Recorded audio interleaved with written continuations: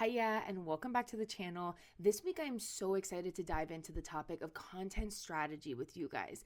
It can be so hard as a small business owner to stay consistent with your social media efforts, and today we are going to dive into the steps that you need to take in order to have a consistent and valuable social media presence. So let's head over to the computer and jump into it. When it comes to content strategy and being consistent on social media, there are two different phases to the content strategy that we need to talk about.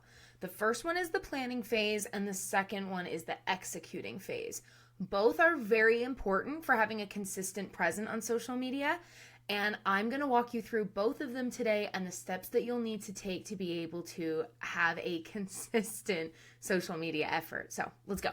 First step, planning phase. Step number one is planning out your content. So we need to have a solid strategy foundation in place to be able to pull from. So what I like to have our clients do is first set up their core topics within their business. These are the overall themes that they have inside of their businesses, whether it be services or value that they provide. And then underneath those core topics, I have our clients list out 5 to 10 subtopics underneath those core topics that obviously relate to the core topic, but also kind of give ideas for content creation and things that can be pulled and stretched from that idea. So it is so important to have this plan in place before you get started. And I have two examples for you guys just to be able to see what core and subtopics look like in action. So first up is our business. Our core topics are social media strategy, target audience personas, content strategy, and organic engagement. Underneath those core topics are their subtopics. So for social media strategy, we have goals and KPIs, choosing the correct platforms, audit and optimization, tracking and measuring, and of course there's way more to it than that. Our target audience personas, we have pain points, services attached to personas, ChatGPT to strengthen the prompts for target audience persona build-outs, testing and revamping, psychographics versus demographics. The list can go on and on in there as well. And then content strategy, we have content goals, core topics, subtopics, content database build-out, repurposing content, how to have a consistent plan. For organic engagement strategy, we have best practices, trends, hashtags in SEO, platform updates, community building activity, audience building activities, and again, it can just go on from there. Our second example for you is a local event planner where their core topics are event and planning, guest experience, design and ambiance, and logistics and operations. Each one of these core topics speaks to something that they help their clients with in the process of working with them. So for events and planning, it's budgeting and cost management, timelines and schedules, vendor selection and management, as well as emergency preparedness and contingency plans. For guest experience, we have guest experience design, interactive elements for engagement, registration and RSVP process, post-event feedback collection.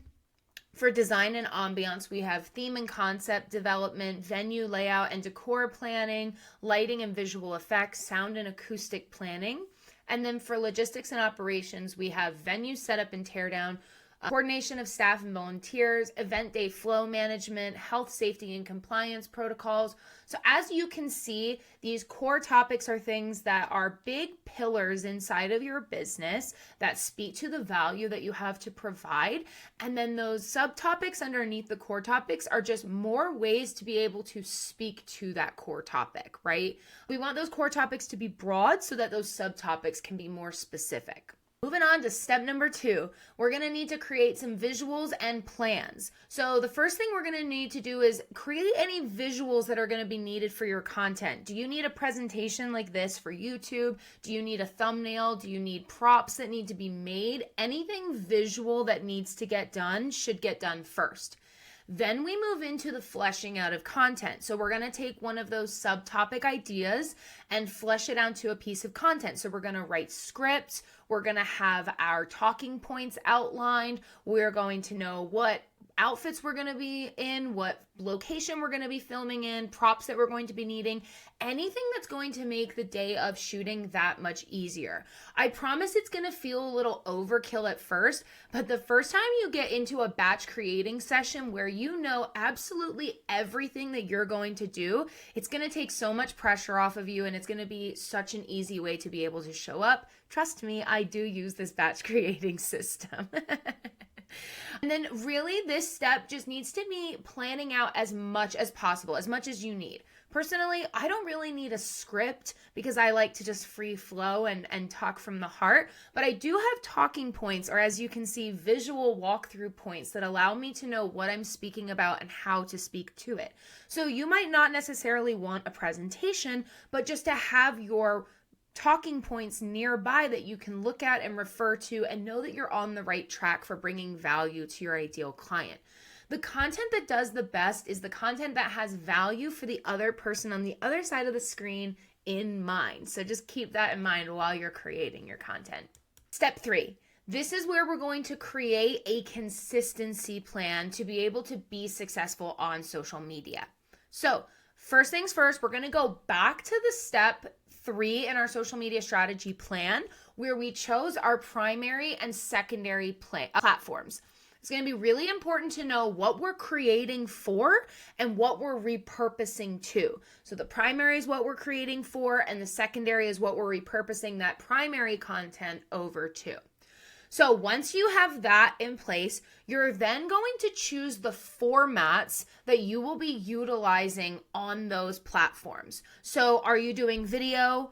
Are you doing carousels? Are you doing stories? Are you doing lives? Make sure you list out all of the different format types that you plan on showing up for those platforms so that we can really create the plan. Now, once you have all of those things outlined, make sure you also go and grab your other marketing efforts as well. So blog posts, emailing, any other marketing effort that you are doing, make sure that you have that in mind as well, because you'll want it to be a part of this consistency plan. Otherwise, your marketing pieces can kind of feel all over the place, and we want it to be one holistic thing that we are creating for. And we want our messaging to be the same across all of our marketing efforts, because people's consumption types are different. Somebody might want to watch a video, somebody might want to read an article. So if you have both of those things available with value in both of them, then multiple different persona types will be able to find you and work with you. So it's really for your benefit. Once we have all of the platform pieces and the formats pulled, this is where the plan is going to come together. So if for your primary platform, you're looking at doing video, then that's where we're going to start in the content creation process. By starting with video, you have a lot more options of being able to repurpose and be able to resize and rework for other platforms and other formats. Just as an example, if you start with video and you are planning on doing things like blogging and emailing and some other written form marketing efforts, you can actually pull the transcript from your video and utilize something like ChatGPT to be able to help you write those things more in your tone, your verbiage, and the way that you would want to speak to your audience. And it's nice because it has a literal transcription of your voice, the words you choose, and the way you are structuring your sentences. So it's very nice to be able to have that. And again, it just kind of helps make that plan flow a little bit better. So if you're starting with video, I always recommend that being the top of the pyramid and then repurposing out from there. Just so you can get an idea of how to create your content creation process, if we start with long form video, these are all the different ways that it can be repurposed into other media efforts. So make sure that when you're creating your plan, that it has longevity and makes sense in the steps, right? Whatever is first should be your primary piece of content that you are repurposing to. So if it's not videos, if it's something else, make sure that that primary piece is what's important for you and what's going to help move your needle forward. Now, the other good reminder here is that you can take the different platforms, formats, and things that you've pulled in what we just talked about and ask ChatGPT to help you make a plan for consistency based off of your specific formats, platforms, and functions that you would like to see with your social media efforts. All right, now we're moving into phase 2, the executing phase. This is where the real action is being taken, but I just want to remind everybody the planning phase is what makes the executing phase so successful. So the more and the better you show up for the planning phase, the easier the executing phase is going to be. And again, I say, trust me, because I do batch creating content for my own business and for my clients as well. I help them do it. And it is just such an easier way of being able to bring value to your ideal clients and make your life a lot easier with having a streamlined process. So we are now on step 4 of batch creating content. So in order to save time, we want to batch create content. That doesn't mean that you have to make everything look exactly the same or feel the same, but you can be able to tweak things. And that's why in the planning phase, we talked about locations, we talked about props, and we talked about outfit choices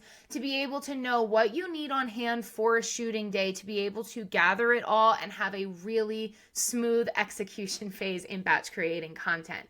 So recording in batches is such an effective way to be able to create content. Personally, I block off a full half a day once a month to be able to sit down and record all of my YouTube videos. And then on a separate day, I take another half day to record all of my short form videos for the month as well. You want to make sure that you organize your schedule so that you're giving yourself enough time to be able to plan, execute, edit, and schedule the content out. There is a lot to be able to do, and it's not just about filming content. Thankfully, there are some really great tools to be able to help streamline this process, but it can be really hard. So make sure that you have an organized schedule and know when it is that you are showing up to these things. From there, once we have filmed and created all of our content, we are then going to move into editing our content. Now, again, I would like to recommend not filming and editing on the same day. If there is something you need to remember about cutting a clip or something like that, I highly recommend writing it down and having it stored for your editing day, because it can be a very frustrating thing to go from batch creating to batch editing. So I usually have a full separate day in the month where I am doing editing, and I am always using transcription-based editing software. There's tools like CapCut and Descript that make it so easy to be able to edit out little things as dead air space, things of that nature. So you want to make sure that you are keeping your process, your editing process, simple. As small business owners, we are not content creators or video editors. So while you're starting out, just get the content out there and just feel confident in being able to provide value for your ideal client.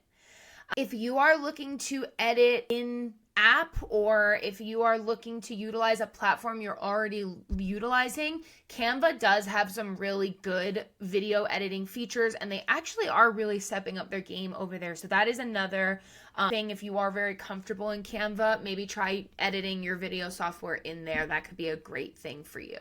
Now, the repurposing, right? This is what I kind of showed you guys back on that little table. We're going to take transcripts and leverage ChatGPT to be able to repurpose our content. So one of the things I always recommend to my clients, even if they're not going to utilize video footage, is just to be able to start recording video footage to be able to utilize in transcript form and to be able to help with verbiage and diction, like I was saying earlier. So make sure that you are repurposing your video into other formats, whether it be captions, whether it be keyword research, whether it be articles, blogs, newsletters, or any other print marketing efforts that you are using. Your transcripts can be so impactful on on understanding more about what it is that you're trying to tell your audience and how you can be able to repurpose that content down the road. Now, the last piece to all of this is scheduling the content. Scheduling can feel hard, but I promise you, when you use platforms like Metricool, it can be so easy to be able to schedule all of your content in one go. Again, I really recommend tapping into something like ChatGPT to be able to pull captions for you so that it can help you with keyword optimization and just making sure that you are showing up top of mind for certain searches. And then making sure that you're planning out when your content is going to be released is very, very important. So inside of Metricool, what's really nice is it gives you a full month view and you're able to see everything as well. Now, I am not sponsored by Metricool, but what I love about Metricool is that it is a free platform for small business owners. So if you have one business, you can sign up with one social media platform of each, except LinkedIn. I believe LinkedIn is paid for. It is a great way to be able to schedule your content. Their analytics in there are so great, and it is just a very good platform. So not sponsored by Metricool, but I would love to be Metricool if you were to ever reach out. That would be cool. So again, we just want to get into that scheduling and then making sure that you are planning out that time on your calendar. So when you know a piece of content is going out, just making sure that you have time blocked out in your calendar to be on there and engaging at some point after that piece of content goes out. And relatively soon after that piece of content goes out, not like hours and hours and hours later. All right, guys, that is it. That is content strategy. That is how to show up consistently on social media with a plan. What questions do you guys have still about content strategy? What do you feel like I didn't touch on enough? I would love to know more because I have another content strategy video planned for you guys coming up, and I would love to get some feedback on this from you guys. So leave it in the comments, and if you need me, you know where to reach me. Bye.